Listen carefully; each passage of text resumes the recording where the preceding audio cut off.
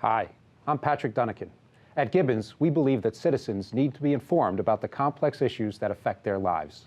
That's why we're proud to support the programming produced by the Caucus Educational Corporation and their partners in public television. State of Affairs with Steve Adubato is brought to you from the Agnes Veris NJTV studio at 2 Gateway.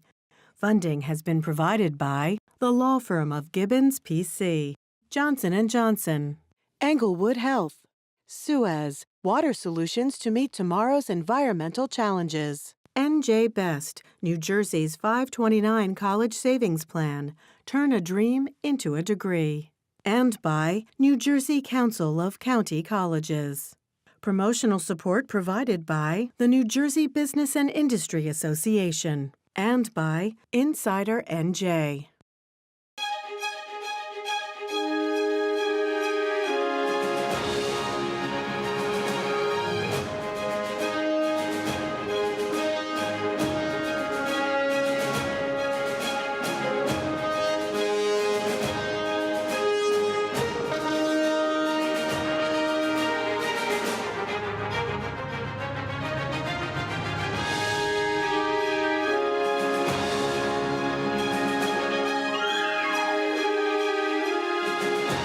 Welcome to State of Affairs. I'm Steve Adubato. We are coming to you from the Agnes Veris NJTV studio in beautiful Newark, New Jersey. It is my honor and pleasure to once again welcome Greg Lalevee, who is Business Manager, International Union of Operating Engineers, Local 825, which has how many members? 7,100. Tell everyone what you guys do. We're the men and women who operate and maintain heavy construction equipment, cranes, bulldozers, build roads, build bridges, build buildings, all kinds of infrastructure projects. Greg, you've been with us many times talking about infrastructure, jobs, the economy, transportation. Can we go right to the Gateway Tunnel? We had Cory Booker, Senator Cory Booker, United States Senator Cory Booker, sitting right here yesterday, taping yesterday. He said if this tunnel is not built, the Gateway Tunnel, it is devastating, not just for New Jersey and New York, but for the Northeast corridor and the nation, you say? Absolutely true. 10% of the U.S. GDP relies on transit between New Jersey and New York. So if we don't get this program done, that's the risk we're taking. What stands in the way? Because I thought that during the Obama administration, dollars have been set aside to do this. What has happened? Well, President Trump came in and said that there was no deal in place. Because it was Obama's deal, not his deal? I don't know the reason why, but he said there was nothing in writing, so in his mind there was no deal. So at the end of the day, I think we have to get all sides to come together and figure out what they will do so that we can get this thing done. So people can understand, Greg, why this is not an inside the beltway, if you will, Washington, or even a State House issue, that it affects everyone. Help people really understand that. Transportation, jobs, the economy. Well, we have to keep people moving, keep goods and services moving. If the Gateway program in its totality were to be built, we're talking about the possibility of having freight rail into New York City, which would take trucks off the road. It's a big mobility issue, which is lost productivity. If we lost the trains totally, there'd be an estimated $100 million a day in lost productivity. Let me give you another example. Say one of the tunnels has to be, quote unquote, shut down for repair. What happens? We lose 3/4 of our train capacity, from 24 trains an hour to 6 trains an hour. It's devastating. How are people then going to get back and forth to New York City? Right now, we move 450 trains per day between Newark and New York, 200,000 passengers. So if you took 3/4 of them and had to put them in their cars on the road, with the current traffic situation we have, it would be bedlam. Okay, so the Murphy administration, as we speak, we're doing this literally a few days before the budget is supposed to be struck on the last day of June. We don't know what's going to happen. We don't know if the government's going to be shut down. Cross our fingers, but that's not actually a plan. How does what happens in the State House around these budget negotiations impact you and those, your members, and the larger transportation issues that matter in the state? Well, first, Governor Murphy made a very big, strong move by ordering transit to put up money for the Portal Bridge project. You mean when we say transit, you mean New Jersey Transit? New Jersey Transit.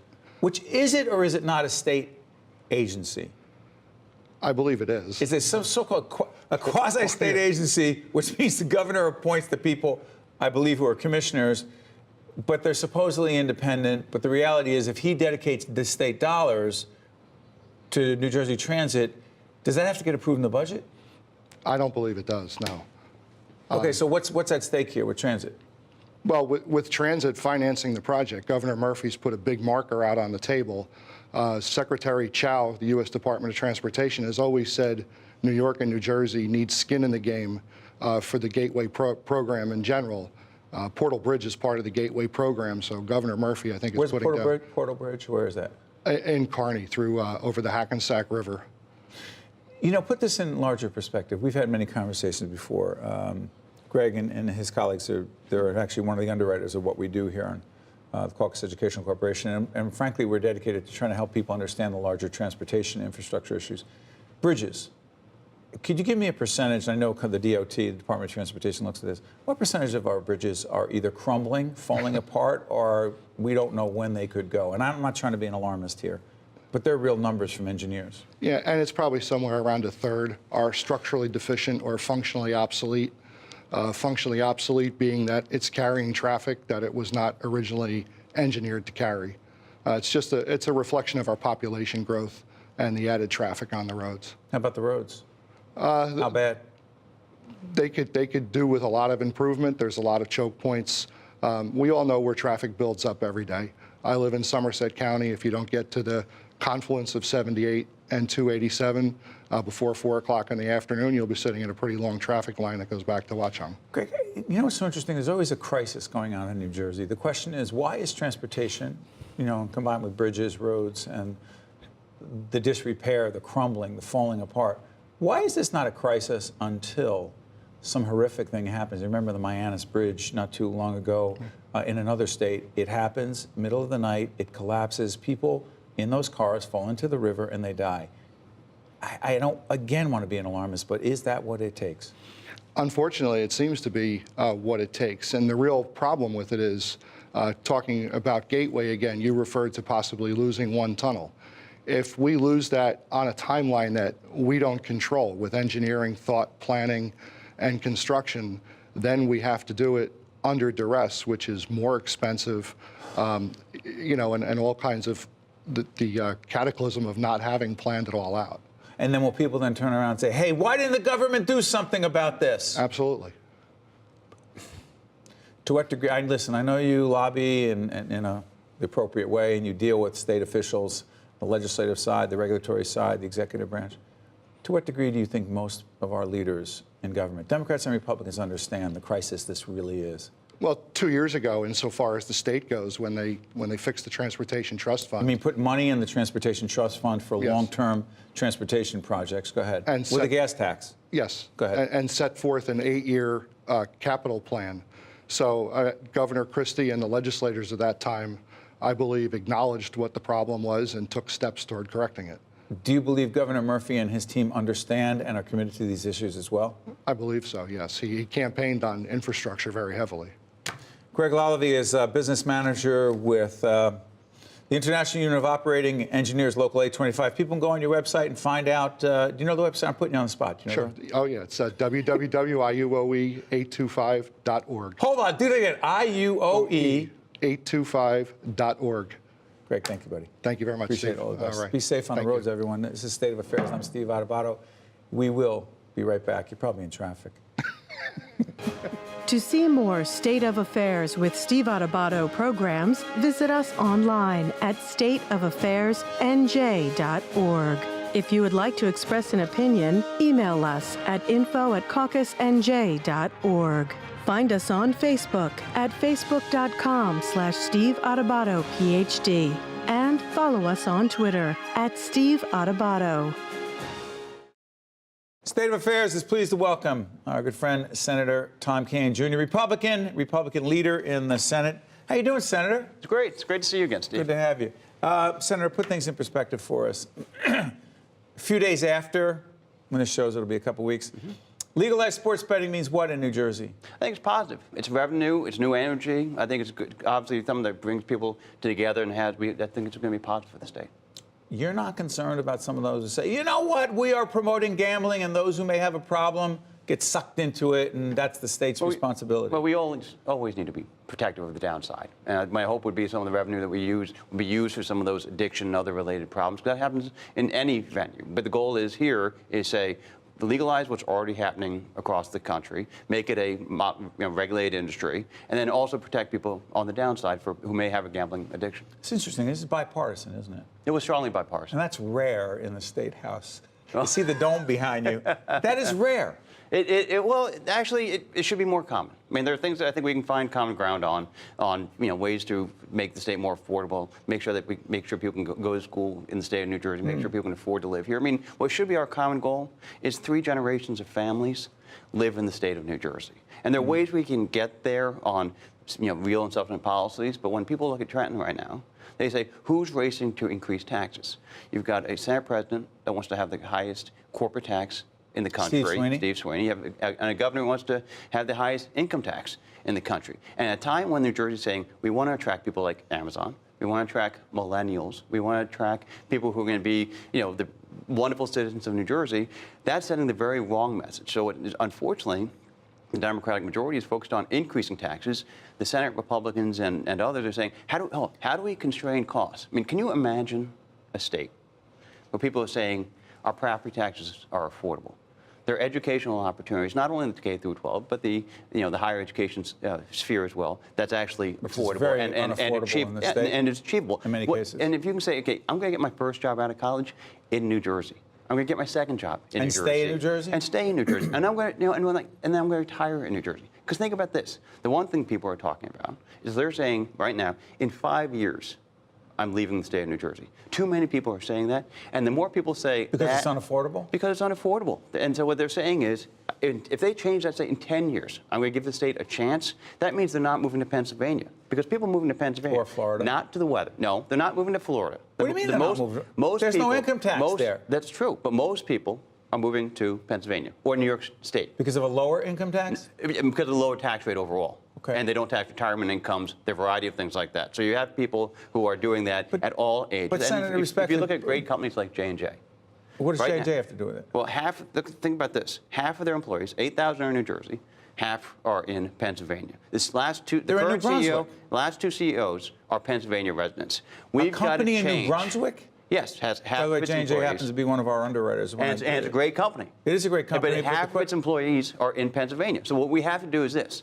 Rather than send the signal out of Trenton, whether it's Senate President Sweeney or Governor Murphy who's saying, let's increase spending, let's first have the conversation on how do you reduce costs? And there are ways we can reduce costs on the citizens of New Jersey very quickly, very responsibly. If you focus on ways we can have a real conversation on pension and health benefits reforms, you could save billions of dollars. We're speaking with State Senator Tom Kean. He is, in fact, the leader of the Senate for the Republicans. Let's do this. Steve Adubato here, and the question is, you talked about the pension situation. Mm-hmm. We could save money if we did what with the pension? Didn't you guys do that in 2011 with Governor Christie, together with the Democrats in the legislature? You were involved as well. You cut benefits. You changed all kinds of things about the public employee pension situation. Now it's still in an $80+ billion hole. What didn't you do right? Actually, it was 1/3 of the Democrats joined us. Okay, every but Republican Senator, hopped on board. respectfully, So it what we would need have to do happened now, if you hadn't had everyone together. Now what we need to do, we had strong bipartisan support. Yes, so what you we did, have including now, the Senate President, Steve Sweeney, who was a leader in that fight and continues to talk about it because he was a leader at the time and since. But now what we need to do is look at the next generation. Right now we've got to look at the health and pension issues. And folks say, right now Obama said on the Cadillac tax for health care, for example. You're saying public employees should no longer get what you're calling a Cadillac health care plan. President Obama called it a Cadillac health care plan. What should we be doing? It's $36,000. If we reduce it to the highest, like the equivalent of the highest corporate rate in the state, in that type of benefit level, you could save, according to Tom Byrne and Healy, who headed up the pension commission. Yes, you could save $1.4 billion a year on the state level. Now, if you look at this on the municipal and the county level and the school board level, it'd be an additional $2.5 billion in savings. So you'd be able to follow through responsibly.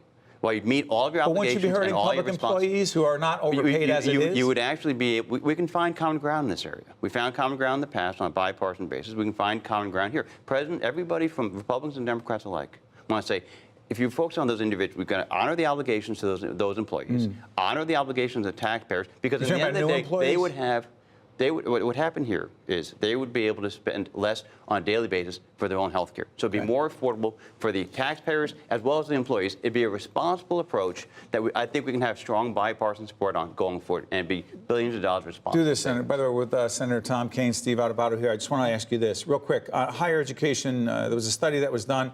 Give me a minute or less on affordability issue and what we found. Right.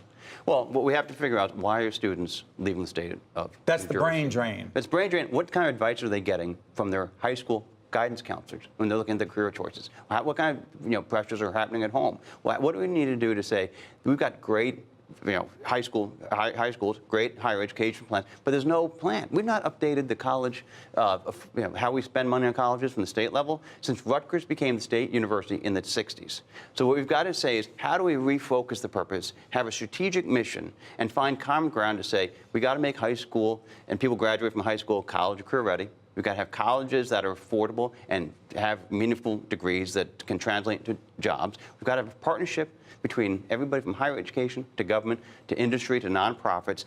We can do that together, and we can have a situation where more than 3 generations of New Jerseyans stay in New Jersey, as opposed to... Because we lose them, we lose that tax revenue and everything else. But we also lose the families. It's not just the tax revenues.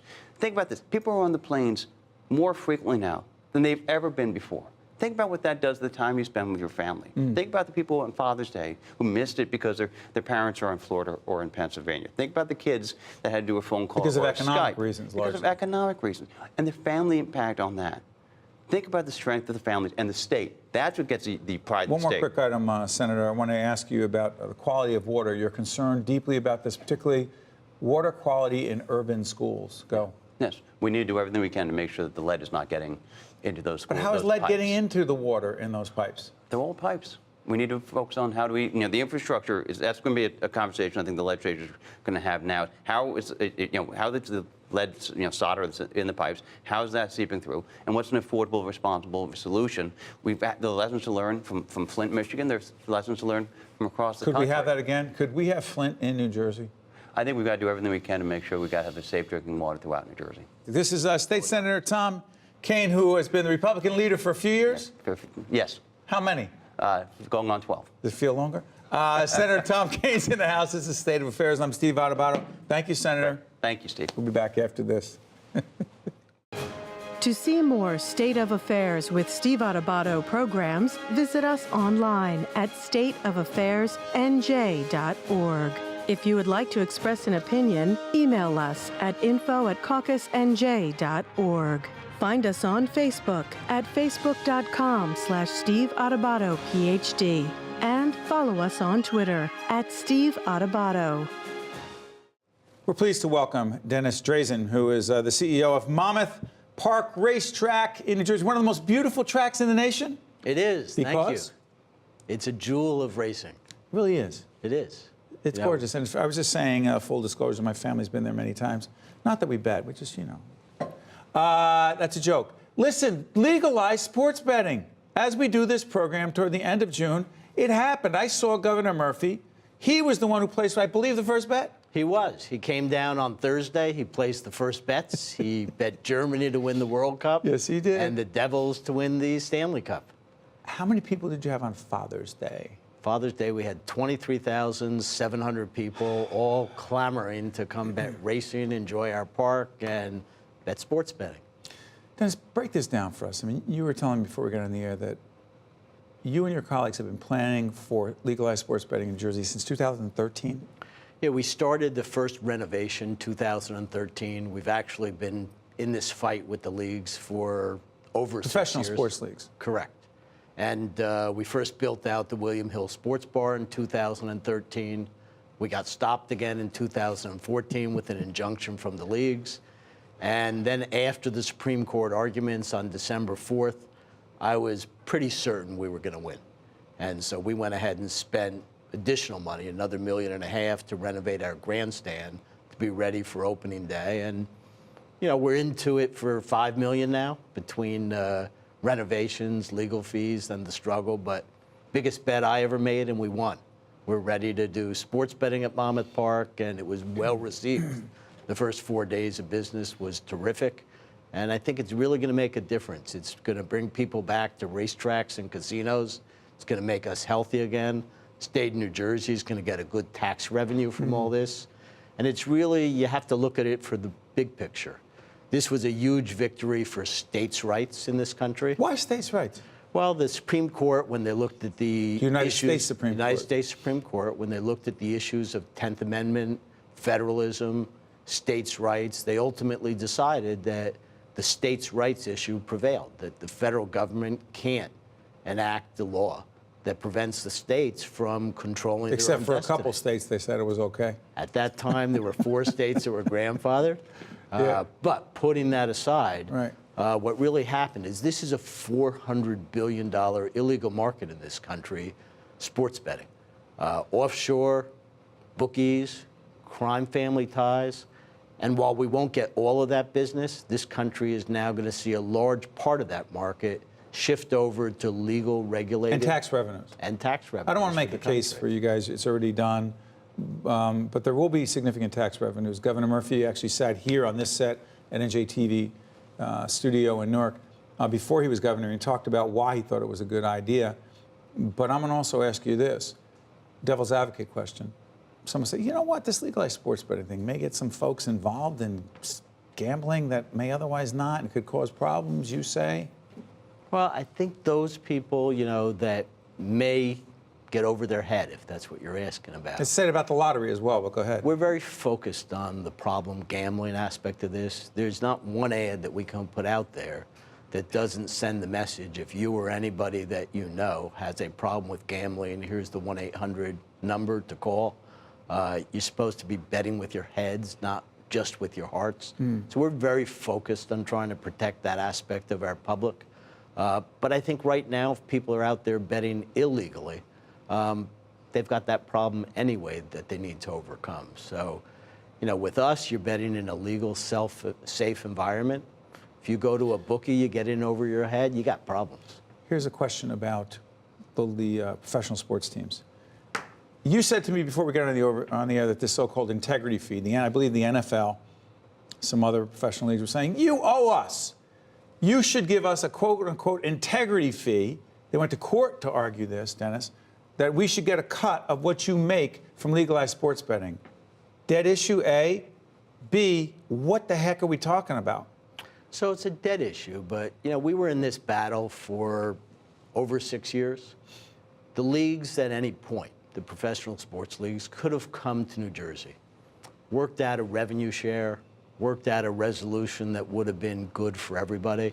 Instead, we spent $10 million in legal fees. We won the battle. We went to court, and now they come up and they go to Trenton. After they lost? After they lost, they come to Trenton with their lobbyists, and they walk into legislators and to the governor, and they say, hey, we want an integrity fee. Now, if you step back from that, what that means is they're saying that in a legalized, regulated environment, we need more money to preserve integrity. Does that mean they were looking the other way, knowing this is a $400 billion industry for the past 30 years, and they did nothing to preserve integrity? I don't think so. I think they did their job trying to preserve integrity. And to come to New Jersey and now look for a revenue share is just inappropriate. So the Senate president was very strong. Steve Sweeney. Steve Sweeney. He said no. He said, what do you get in Vegas? Nothing. You're going to get the same in New Jersey. The speaker again. Speaker Coughlin.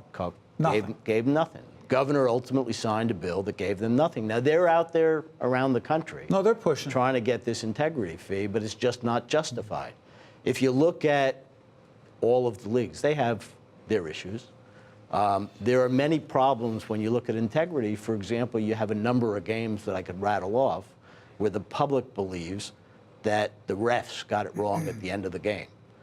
Take the Cavaliers-Pacer game. Take the Golden State NBA Cleveland Finals. game. By the way, if you're listening to us right now or watching us, this is Dennis Drazin, who is the CEO of Monmouth Park Racetrack. They were really the first down at the Jersey Shore, Long Branch, if I'm not mistaken. Oceanport. Oceanport, excuse me, down Route 34, to make this happen. You were set up for it. Make your case about the NBA Finals. What's the point there? So the point is, you know, there are a lot of people who think the refs got it wrong, and the refs make their rulings, and then, like in some of these games, the leagues come out the next day, say, yeah, refs blew it. And the leagues then are in a position where their own referees blew a call that made a significant difference in the game. So we're not out there saying, because you guys blew it, you need to pay off all these bettors. Besides that, like Mark Cuban of the Dallas Mavericks, he came out the next day after the decision, said every one of our franchises is now worth double what they were worth yesterday. Because of legalized sports betting? Because of legalized sports betting. I mean, how many people would watch some of these games if they didn't have some action? So we've really increased their viewership. Action meaning a bet. A bet. Got a few seconds left. You're excited about the future? I'm very excited. You know, we had great results at Monmouth Park. Our first few days when you don't have NFL, right, football season, which is your biggest time, have been super. The bettors are coming in, they're watching, they're wagering, and they're staying engaged not only in sports betting, but in the community. They're spending money in restaurants, sure, they're coming to the track, tourism is up. We showed significant increases. We were up on Father's Day by 28% on our attendance, 18% on our live product. This is going to be a win-win for New Jersey, the racetrack, the casinos, and everyone involved. Thank you, Dennis. We appreciate it. Thank you. Check you out next time on State of Affairs. Thank you, Dennis. Good to see you. That was well done. State of Affairs with Steve Adubato is a production of the Caucus Educational Corporation, celebrating over 25 years of broadcast excellence. State of Affairs with Steve Adubato is brought to you from the Agnes Varus and JTV studio at 2 Gateway. Funding has been provided by the law firm of Gibbons, P.C., Johnson & Johnson, Englewood Health, Suez, N.J. Best, New Jersey Council of County Colleges. And by these public-spirited organizations, individuals, and associations committed to informing New Jersey citizens about the important issues facing the Garden State. And by Employers Association of New Jersey. What is your child's dream for the future? Doctor? Teacher? Architect? Whatever they aspire to be, a college education may realize those dreams. And NJ Best can help. It's the college savings plan specifically designed for New Jersey families. Start saving today with as little as $25, because now is the time to invest in their future. To learn about NJ Best 529 College Savings Plan, its investment objectives, risks, and costs, read the Investor Handbook available at njbest.com.